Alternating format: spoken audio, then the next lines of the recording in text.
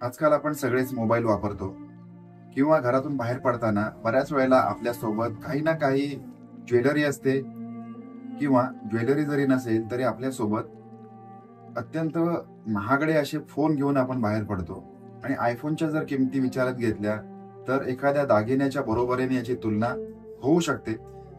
पण जर का हा मोबाईल आपल्यापासून कोणी हिसकावून घेतला तर तो सोडवताना त्या व्यक्तीच्या ही गोष्ट जीवावर बेतू शकते. अशा स्वरूपाची घटना आपल्याला आज बघायची आहे. त्याच्यासाठी आपल्याला जायचंय पंजाबमध्ये. पंजाबमधला जालंधर हा जिल्हा आहे आणि या जिल्ह्यामध्ये यूपी मधून किंवा यूपी मधला जो गौडा हा भाग आहे, या भागामधून एक कुटुंब या भागामध्ये येऊन स्थलांतरित झालंय आणि तिथे त्यांची गुजराण चालू आहे, म्हणजे मोलमजुरी चालू आहे. म्हणजे अशा अशा प्रकारचं एक गरीब स्वरूपाचं कुटुंब या ठिकाणी वास्तव्य करतंय. आता या कुटुंबासोबत काय घडलेलं होतं किंवा मगाशी सांगितल्याप्रमाणे एका मोबाईल चोरी प्रकरणामध्ये किंवा मोबाईल हिसकावून घेण्यामध्ये एका व्यक्तीच्या जीवावर कशा प्रकारे बेतलेलं होतं याचा हा सविस्तर वृत्तांत.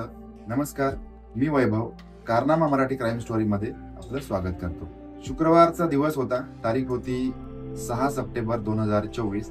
साधारणपणे दुपारचे 1:30 वाजले होते आणि जालंधरच्या एका सुनसान गलीमध्ये एक 18 वर्षाची मुलगी, जिचं नाव आहे लक्ष्मी, ती तिच्या वहिनीला भेटून घराकडे परत येत होती आणि परत येत असताना ती तिच्या धुंदीमध्ये होती, म्हणजे ती मोबाईल घेऊन जात होती.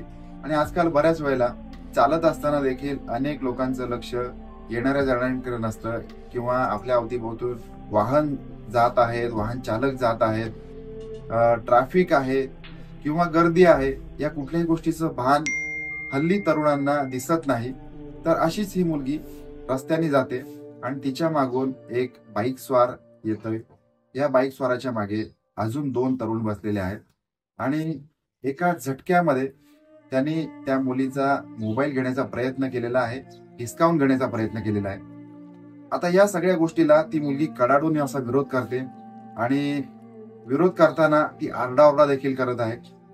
आता हा मोबाईल ती काही केल्या सोडायला तयार नव्हती, कारण हा मोबाईल म्हणजे जी मुलं नुकतीच आता 18-20 वर्षाची झालेली आहेत, हा मोबाईल त्यांनी स्वतः घेतलेला नसतो, त्यांच्या आई वडिलांनी त्यांच्यासाठी घेऊन दिलेला असतो.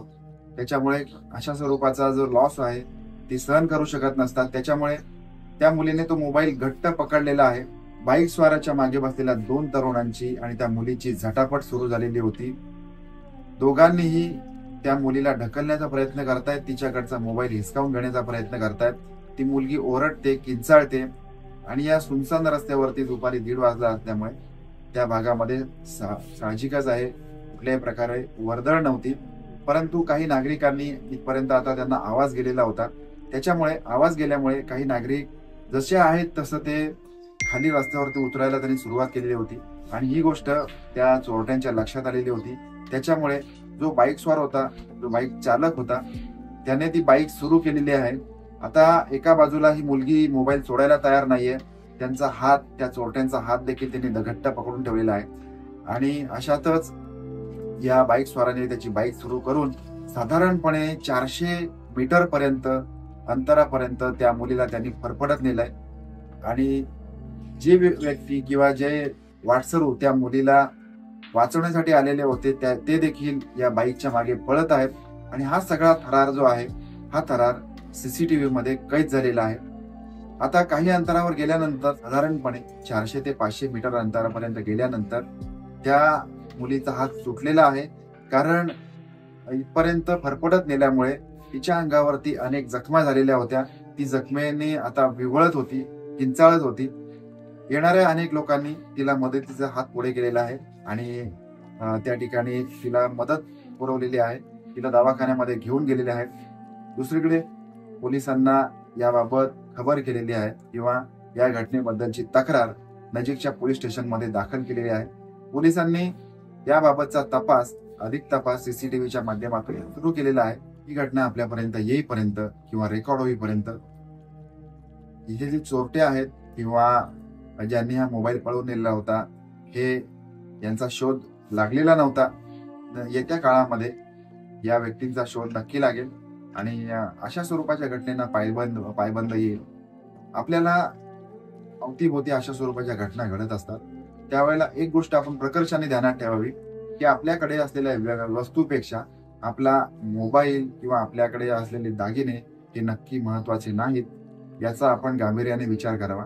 कारण आपण ट्रेनने प्रवास करतो, बसने प्रवास करतो, अशा वेळेला मोबाईल किंवा आपल्याकडे असणारी एखादी महत्वाची वस्तू जपण्यामध्ये आपला जर का जीव जात असेल किंवा आपल्याला गंभीर इजा होत असेल तर अशा स्वरूपाची वस्तू गेलेली बरी. कारण ही एकदा वस्तू गेली की त्याच्यानंतर मग पोलीस त्याचा तपास करत असतात आणि पोलिसांच्या माध्यमातून ती वस्तू आपल्याकडे परत येण्याचे खूप जास्तीत जास्त चान्स असतो. त्याच्यामुळे या वस्तूच्या मागे लागू नये, सगळ्यात पहिला आपला जीव वाचवावा. या सगळ्या घटनेबद्दल आपलं म्हणणं काय आहे ते कमेंट करून जरूर कळवा. भेटूया पुन्हा एकदा अशाच नवीन व्हिडिओमध्ये. तोपर्यंत काळजी घ्या. धन्यवाद.